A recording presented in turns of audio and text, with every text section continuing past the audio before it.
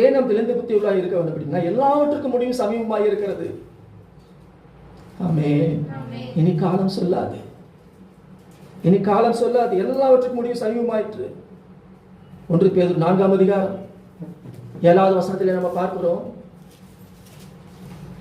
எல்லாவற்றுக்கும் முடிவு சமீபமாயிற்று. ஆகையா நீங்கள் தெளிந்த புத்தி உள்ளவர்களாக இருந்து ஜெபம் பண்ணுவதற்கு எப்படி இருங்கள். என்ன தெளிந்த புத்தி அவசியம்? எல்லா முடிவு ரொம்ப சமீபமாக இருக்குது. இன்னும் பல 100 ஆண்டுகள் ஆகும் என்று அப்படி அல்ல, ரொம்ப சமீபமாக இருக்கிறது. The end of all things is at hand.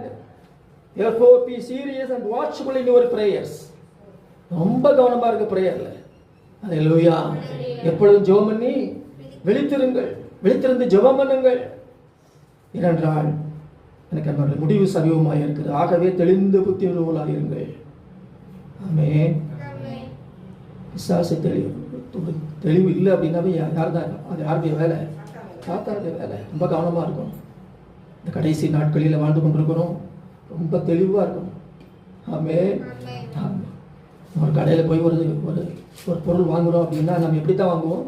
ரொம்ப தெளிவான பொருள் தான் நம்ம செலக்ட் பண்ணணும், அப்படி தானே? அதே போல் நாமும் கூட கர்த்தருடைய பார்வையில் ரொம்ப தெளிந்த புத்தியுள்ளவர்களாய் காணப்படணும். எந்த ஒரு பிரச்சனைக்கும் எந்த ஒரு குழப்பத்திற்கும் நம்ம இடம் கொடுத்து விடாதபடி ரொம்ப கவனமாக இருக்கணும். அல்லேலூயா. ஏன் அவருக்கு நமக்கு எதிராளி ஒன்று இருக்கிறான்.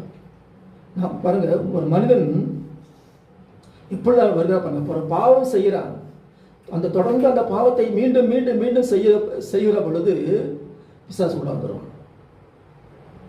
உள்ள வந்து அவனை அப்படியே சில பாவத்துக்கு அப்படியே அவனை அடிமையாக்கி விடுகிறான்.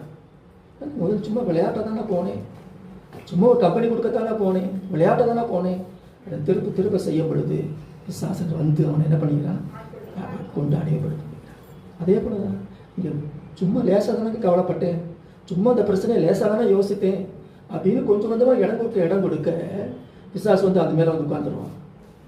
உட்காந்து என்ன பண்ணிடுறான்? அப்படியே புத்தியை கெடுத்து விடுகிறான், மன இறுக்கத்தை மன அழுத்தத்தை கொடுக்குறான் அவன். அது ரொம்ப ஜாக்கிரதையாக இருக்கணும். அல்லேலூயா. பிரச்சனையை என்ன செய்யக்கூடாது? ரொம்ப திங்க் பண்ணக்கூடாது. அல்லேலூயா. ஆமாம், ரொம்ப யோசிக்காதீங்க. கர்த்தர் தான் பாருங்க, கர்த்தர் மேல் ஒரு பாரத்தை ஆகிட்டு எழுதப்பட்டிருக்க, கர்த்தர் மேல ஒரு பாரத்தை தூக்கி எறிந்து விடு, அவர்கிட்ட எறிந்து விட்டுருங்க. அல்லேலூயா. நீங்க தூக்கி சமக்காதீங்க. ஆண்டவர் நீங்க பார்த்துக்கோங்கப்பா, என்னால் முடியலை, நீங்க பார்த்துக்கோங்க ஆண்டவரே அப்படின்னு சொல்லி பிரச்சனை அவர் மேல அவர் பார்த்து விடுவா. ஆமென்.